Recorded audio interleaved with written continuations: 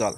আর এই যে এরা ঘরের মধ্যে আছে, আর এই যে তোমাদের কণিকা দিয়ে দাঁড়িয়ে আছে, আর ওই যে ঘরের মধ্যে যে ঘর মালিক ওই যে দাঁড়িয়ে আছে কীরকমভাবে মাথা ঝুলিয়ে দিয়ে রেখেছে, যেন মনে হচ্ছে যেন তার ঘর চলে গেছে। এমনিতে স্বাভাবিক, সবারই মনে হয় যে। বন্ধুরা, কণিকা ব্লগ চ্যানেলে সবাইকে জানাই স্বাগত। আশা করি সবাই ভালো আছো।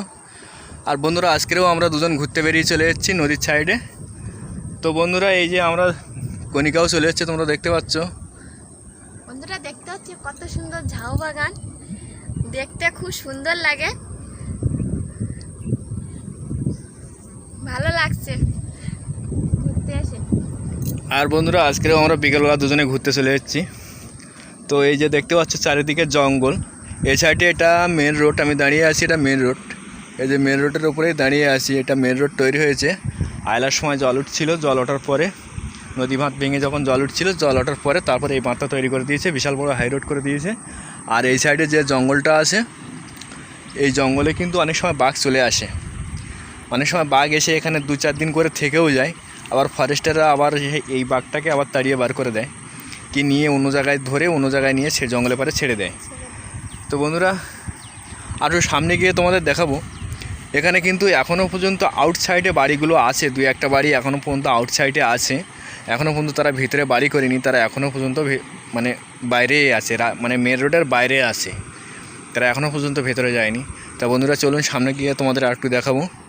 আর এই যে তোমাদেরকে দেখাবো আর একটু, এই জঙ্গলটাকে আর একটুখানি দেখাবো তোমাদেরকে ব্যাক ক্যামেরা করে। বন্ধুরা, দেখতে পাচ্ছ, এটা কিন্তু জঙ্গল পুরো আঁটো জঙ্গল, এর মধ্যে দিয়ে হাঁটাও যায় না। তাহলে এর মধ্যে যদি বাঘ এসে থাকে তাহলে কিন্তু বোঝাও যায় না। আর এর মধ্যে প্রচুর বাঘ এসে অনেক সময় থেকেও যায়।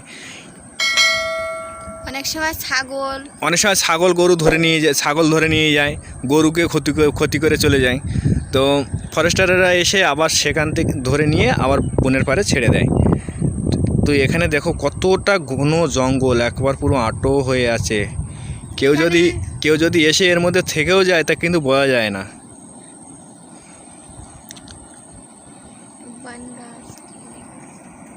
তো বন্ধুরা, তোমাদেরকে আমি আর একটু সামনে নিয়ে দেখাবো, আরও জঙ্গলের পাশেই নিয়ে যাব তোমাদেরকে, একদম জঙ্গলে গায়েই যাব আমরা।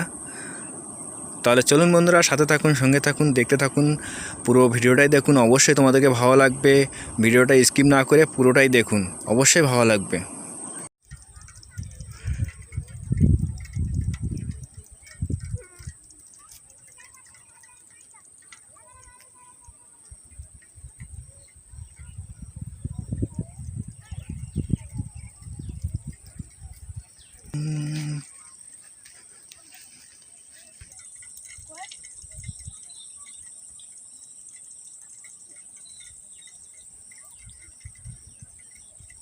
তো বন্ধুরা, তোমাদেরকে বলেছিলাম যে নদীর চারে এখনও পর্যন্ত অনেক ঘর আছে। এই দেখো, এই একটা ঘর আছে, সামনে ওই একটা ঘর আছে, ওই সাইডে ঘর আছে। এখনও পর্যন্ত নদীর চারে এরা এখনও বাস করছে।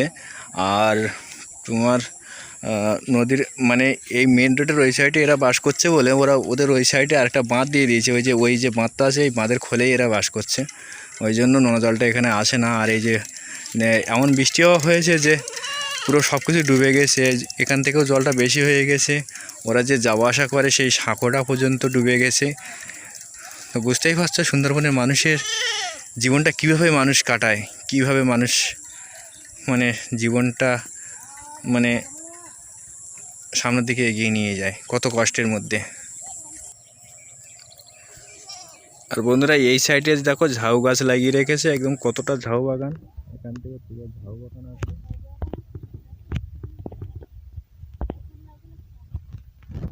ফুল না ফল, ফল ফল। এই যে বন্ধুরা, দেখতে পাচ্ছ একজন লোক তোমার মানে জলের মধ্যে সাঁকো ডুবে গেছে, তা কীভাবে পার হচ্ছে। এই যে দেখুন,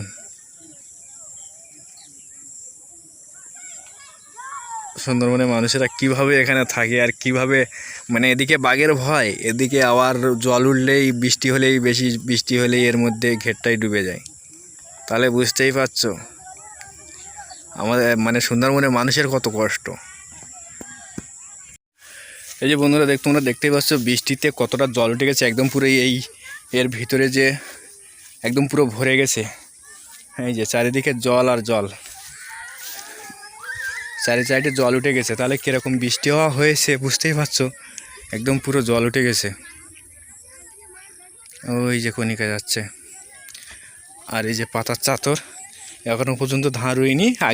আগের গেলবারও বর্ষা হয়েছিল এখান থেকে 10-15 দিন আগে, তখনও ডুবে গিয়েছিল, গিয়ে লোকের ধান পাতা নষ্ট হয়ে গিয়েছিল। আবার এই ধান পাতা ফেলছিল লোকে, তো আবার এই যে জল উঠে হয়তো নষ্ট হয়ে যাবে। এই যে বন্ধুরা,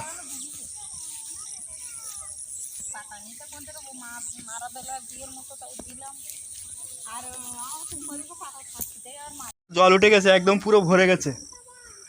এই যে একদম পুরো ঘরের পাইটিয়ে জল, মনে হচ্ছে না বিশাল বন্যা হয়েছে, কিন্তু সত্যি সত্যিই বন্যা হয়েছে, আকাশ বন্যা হয়েছে। এত বৃষ্টি হয়েছে, এত প্রচণ্ড হারে এত বৃষ্টি হয়েছে যে এখান থেকে জল উঠে গেছে। আমি এই যে দেখুন, আমি পর্যন্ত জলে দাঁড়িয়ে আছি।